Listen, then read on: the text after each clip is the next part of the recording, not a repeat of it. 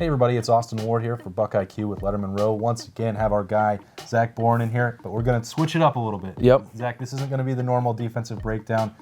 Everybody has been asking over and over and over, what is going on with the Ohio State red zone offense? We're going to have to look at it from a little bit different perspective to see maybe our teams defending Ohio State differently down there. And Purdue gave us some examples of that on Saturday. They most definitely did. I still think when you get in the red zone with the offensive line we have, you have to be able to dominate the line of scrimmage and pound the football.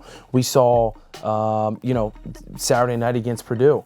There were times we could not run the football. And when you get into the red zone specifically, you have to be able to do that. The closer you get to the end zone, passes, they get shorter, right? It's harder to throw the football. You have to be able to dominate the line of scrimmage. And the Ohio State offensive line failed to do that Saturday night. You think they need a fullback in there, Zach? A little red zone touchdown man? They may. This is the thing, is that so many people are saying Dwayne Haskins can't run the football. You know, there's another defender in the box. How many other teams don't have a running quarterback in college football that are still able to run the football? You know, you see these teams that are able to have an extra defender in the box and offenses still be able to run the football. That's not an excuse for this Ohio State offense. It's, I don't know if it is their thought process of saying, hey, we're passing first offense and whatnot, but this offensive line has to get together and they have to get mean. They have to get back to the physical style of football that Ohio State offensive lines play with. That's a top priority right now for Ohio State. They've got to figure it out. There's some good defenses looming there in November. So if the Buckeyes are going to win a Big Ten championship, going to have to do a lot better than they did in that red zone against Purdue on Saturday night. And we'll look at that one drive in particular where Ohio State gets stopped on 4th and 2 and all those plays to see what's going on. We'll do that right now and roll the tape. Again, can Ohio State finally find the end zone? Dobbins cuts it back and plows down to the 3. All right, Zach, so for this a little bit different look for you here with BuckIQ, but we thought it might be interesting to get your perspective here because some of the problem is Ohio State's coaches say, well, the space is compressed and they're still maybe trying to run the same offense and things aren't working. So what do you see there with how Purdue is defending Ohio State? First off, who would have ever thought we're looking at Purdue's defense to set an example for the Ohio State offense, right? It's very weird. It's weird. Here's the problem, right? Or here's the good thing. The problem for Ohio State is you see these guys, we're getting some push, but not a ton, right? We see tackle push back. We see another guard push back.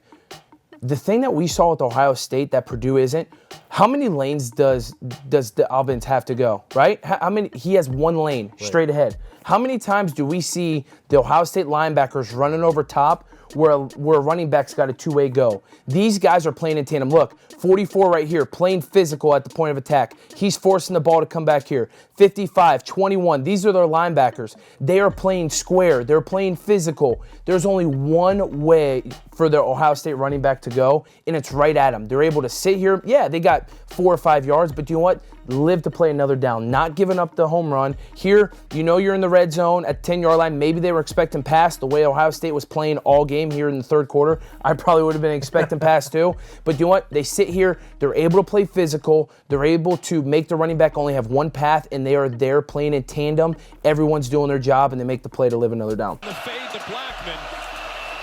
2nd and goal. Dobbins breaks free, but will lose yardage. First down would be as good as it got. That almost looked like, the Ohio State powerful offense. You get 5 yards on first down, you're going to be in good shape. Yep. And then second down, it comes apart. If you go back and look at the line of scrimmage, they highlight here, right? The line of scrimmage right here. You are Ohio State. They always say the line of scrimmage, this line, right, where the TV, ABC makes it easy for us, should be 2 yards deep. It should be at the 1 yard line. These guys should have the defensive lineman back to the 1 yard line. If you play the clip, there is no movement whatsoever. The entire defense is right here on the line, and number 9 defends a block, doesn't even get touched, is able to make this play.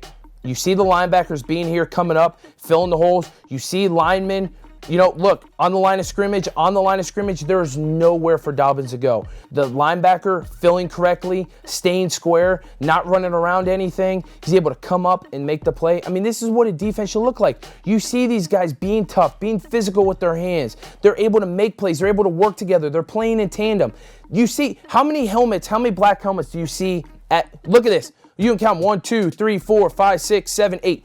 8 guys at the ball. How many silver bullets have we saw in those clips? Not many, right? Yeah. This is what a defense looks like. Guys playing in tandem, guys doing their jobs, guys being physical at the point of attack. Ohio State's got the biggest line in college football, I think, right? They're averaging what, 6'6", 6'7", 315. Yep. Line. They should be able to blow these guys past the ball, but they're not. They are not being physical. They're not getting, their hands in the right position. It's almost like their footwork's lazy, their toughness is lazy. They just need, this is a wake-up call for them. Here a lot. Haskins has time, tries to run it, won't get there. Stopped at the 2. So part of it too there, you look as you go forward here, second down gets stuffed, third down. Now Ohio State's in this situation where they want to go back and lean on this passing attack. And Zach, tell me here, space is compressed. Yep. You're not going to have many windows to throw the football. Exactly. They lost 1.5 yards there. So now, even if they would have been at the line of scrimmage on the 3, even 2.5 yard line, you get a half yard. You could still run the football, right? We knew this was 4-down territory. Instead, almost a 5-yard line. Purdue knows, hey, they're going to throw the football. They haven't thrown it yet. So like we discussed earlier, in the red zone, things get compressed. Purdue goes with a 3-person rush, right? They know Dwayne Haskins is not a big runner. They go with a 3-person rush, play zone coverage underneath, right? Because they've got 8 in coverage, and they're able to, you see, all these guys are filling different holes. There's nowhere for him to run. As soon as Dwayne Haskins feels it, the red zone, things get a little bit tighter. He knows he can't hold the football as long. He's going to take off. And these guys are sitting here playing square, not super deep.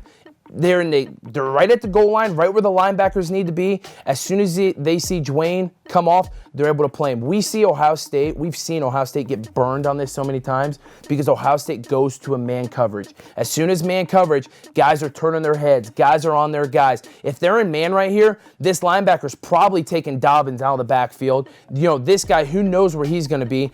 It's a one-on-one then. Yeah. Instead, these guys are playing zone coverage. They're playing in tandem. I've used that word so much, right? That everyone knows what they're doing. Everyone's on the same page. And these guys, look at them. 1, 2, 3. They've all got their eyes right here at Dwayne. They know there's no threat right here. He takes off. He tucks the ball. They're able to come off and make a tackle and force 4th and 2. Haskins, Hill, incomplete. And then this 4th and 2, Zach, you see KJ Hill come in motion. But again, there's not a lot of space here. And I think this is maybe the epitome of Ohio State struggles right here, is going to a tunnel screen when you need 2 yards. We talked about this on second down, right? If they would have gotten 1 yard on second down, it forces Purdue now to play man coverage. You're telling me man coverage on third down, what they ran, they couldn't have got it? Yeah. Of course, someone could have beaten man, right? Instead, they've got 8 guys in coverage, makes it next to impossible to complete a pass. Now 4th and 2, Purdue's going back to playing man coverage again, right? That's what they're doing. This is the right defense for someone to play, right? We're going to play man coverage. We think they may run the ball. Nah, it's a tunnel screen. The issue is, these guys are blocking, but the snap was late. This guy comes up and is physical. Look at him flying in here, making a great hit. We see it's a little delayed, but here's the problem, right? Is that maybe the way the play was designed, maybe he shouldn't go as much. Maybe he should sit here because we know this guy's playing over top. It's like the pick play that we saw from the very first time. This guy's going to have to play over top. Maybe do a fake here. We see Antonio Brown do it to the Steelers all the time. Come in here, fake, get it right here, and give him a 2-way go to go back out. Back out here is completely done. But instead, he's slow. This guy sees it, shoots it, blows it up. My question for it, Zach, was when you go to these screens, and maybe this is just because I'm an amateur and I'm going to you, like, if part of what makes the screens effective to me would be that you still have the threat, the vertical threat. You can't get beat deep. Maybe you catch people off guard with the screen. And I thought maybe you just be with that compression. Everything's going to be up next close to the line of scrimmage. You try to throw that screen, the space might not be there. What I would have loved to see right here is I don't mind the tunnel screen, right? I don't mind the tunnel screen look. But what I would have liked is maybe start him a little out. Don't do the motion. Keep him out here. Do a little RPO action. Show that, and then have the option of either a screen and have our man Torrey McLaurin block, which we know how good he is blocking, and give Benjamin Victor a slant. So you have an RPO look, right? The look, it's going to suck the linebackers up. Then you've got a 2-way go on either an inside slant here, linebackers up. You have this wide open. You can have it's what Ohio State's gotten burned on so many times this year, right? You give the RPO look, don't put this guy in motion, let him go on the snap, and then you either got the slant or the tunnel screen. You've got 2 options. Now, you've only got one. The snap was high, the snap was slow. timing's off. This guy is uncovered. You know, we're too far up, granted because of the play or because of the timing, and now it's an easy stop for this Purdue defense. Or maybe just run the football better. We'll see. Yeah. Or listen, 4th and 2 at that point, right? It's 4th and 2. You say, do you know what? We're Ohio State. Let's jam this thing right up their mouth. That you have to. At some point, you have to get an attitude. This team has to get an attitude and say, do you know what? Let's jam the football right on them. Or if you want to be creative, maybe put Tate Martell at quarterback. Give it a, then you really have an RPO option with a read option and a pass. Yep. Then instead of one option right here, then an RPO, you've almost got 3 options with either running back run, quarterback run, and a pass.